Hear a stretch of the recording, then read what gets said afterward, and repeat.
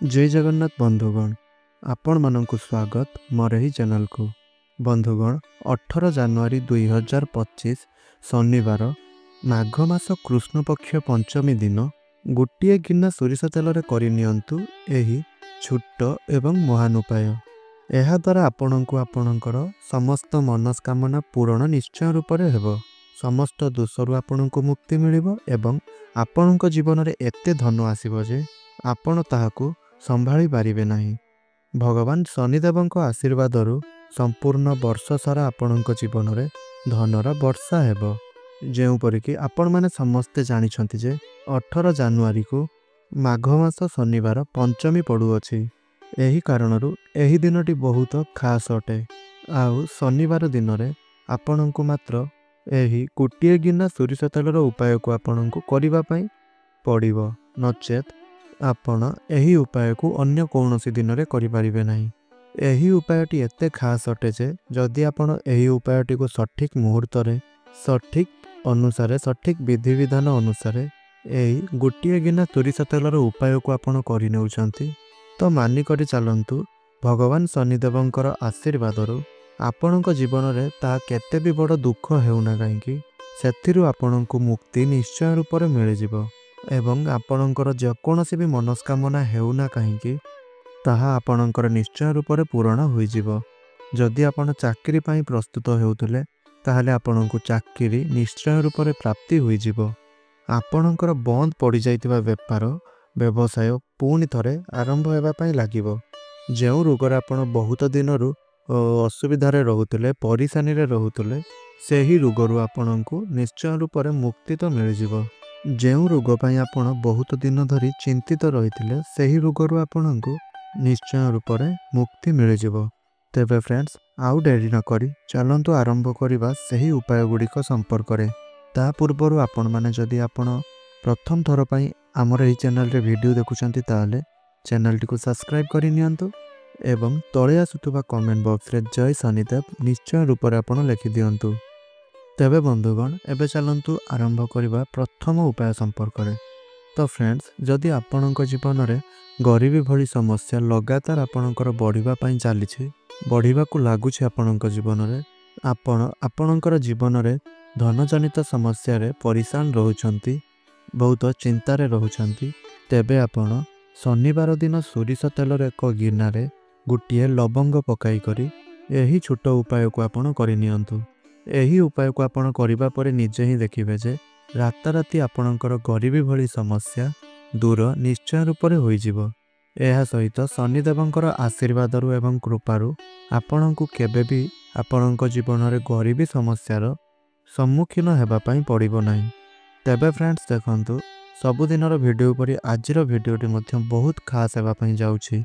सेथि पई वीडियोटी को बिना स्किप करी शेष पर्यंत निश्चय रूप से देखंतु जाहाकू आपण देखिबा द्वारा आपणको बहुत ज्ञान प्राप्ति हेबा सहित आपणको बहुत फायदा मध्य पहुँचीबो।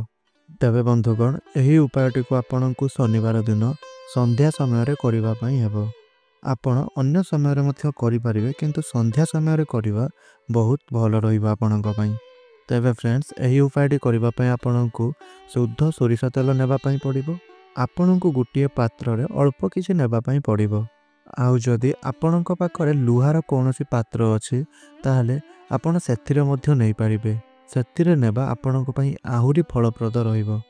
लुहार पात्र रे जेतेबेले आपण सोरिष तेल नै करी एही उपायटी को करिवे एहार अधिक फल आपणको निश्चय रूप से प्राप्ति हेबो।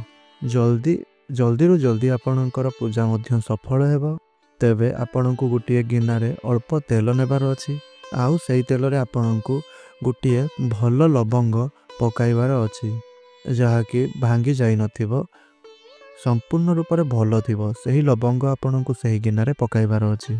एहा पर आपणको एक माटीर दीप आनिबार अछि एवं सेही दीप रे मध्य आपणको सोरिष तेल देबार अछि एवं सेही तेल रे आपणको एक चुटकी कला राशि पकाइ देबार अछि।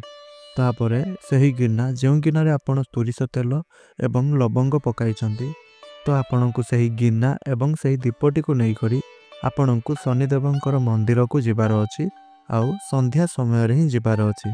जदि आपणको घर पाखरे शनिदेवंकर मंदिर नाही ताहले ଆପଣ ଏହାକୁ ଆପଣଙ୍କର ନିଜର ଘରେ ମଧ୍ୟ କରିପାରିବେ। ଆପଣ ଶନିଦେବଙ୍କର ମନ୍ଦିରକୁ ଯିବା ପରେ ସର୍ବପ୍ରଥମେ ଆପଣ ଶନିଦେବଙ୍କୁ ଏହି 1 ଗିନା ତେଲକୁ ଅର୍ପଣ କରିବାର ଅଛି। ଏହାପରେ ଆପଣଙ୍କୁ ସେହି ସାଥିରେ ନେଇଥିବା ଦୀପଟିକୁ ପ୍ରଜ୍ୱଳନ କରିବାର ଅଛି।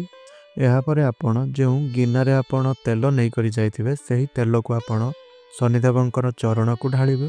ଶନିଦେବଙ୍କ ଚରଣରେ ସେହି ତେଲ ଅର୍ପଣ କରିବା ସମୟରେ ଆପଣ ଶନିଦେବଙ୍କ ନିକଟରେ ଏହା ପ୍ରାର୍ଥନା କରିବେ ଯେ, ହେ ଶନିଦେବ, ମୋର ଜୀବନରେ ଚାଲୁଥିବା ସମସ୍ତ ଦୁଃଖ, କଷ୍ଟ, ଅର୍ଥଜନିତ ସମସ୍ୟା ଗୁଡ଼ିକୁ ମୋ ଜୀବନରୁ ଦୂର କରିନିଅନ୍ତୁ, ଆଉ ମୋତେ ଏକ ଭଲ ଜୀବନ ପ୍ରଦାନ କରନ୍ତୁ।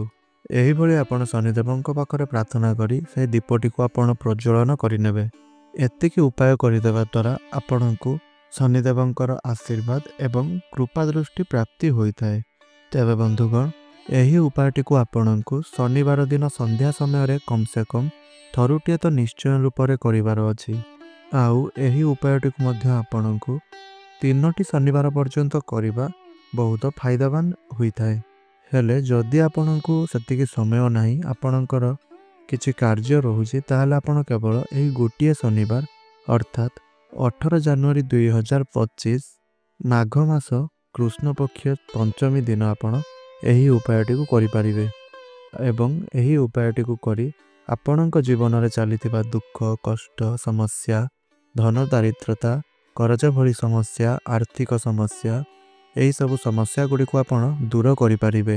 ତେବେ ବନ୍ଧୁଗଣ, ଆଶା କରୁଛି ଆପଣଙ୍କୁ ମୋର ଏହି ଭିଡ଼ିଓଟି ନିଶ୍ଚୟ ରୂପରେ ଭଲ ଲାଗିଥିବ। ଯଦି ଭିଡ଼ିଓଟି ପସନ୍ଦ ଆସିଥାଏ ତାହେଲେ ଭିଡ଼ିଓଟିକୁ ଗୋଟିଏ ଲାଇକ୍ କରନ୍ତୁ ଏବଂ ତଳେ ଆସୁଥିବା କମେଣ୍ଟ ବକ୍ସରେ ଜୟ ଶନିଦେବ ନିଶ୍ଚୟ ରୂପରେ ଲେଖିଦିଅନ୍ତୁ। ତେବେ ବନ୍ଧୁଗଣ, ଆଜିର ଏହି ଭିଡ଼ିଓଟିକୁ ମୁଁ ଏଇଠି ରଖୁଛି। ପୁଣି କଥା ହେବା ଆଉ ଏକ ନୂତନ ଭିଡ଼ିଓ ମାଧ୍ୟମରେ। ରହୁଛି। ଧନ୍ୟବାଦ। ଜୟ ଜଗନ୍ନାଥ।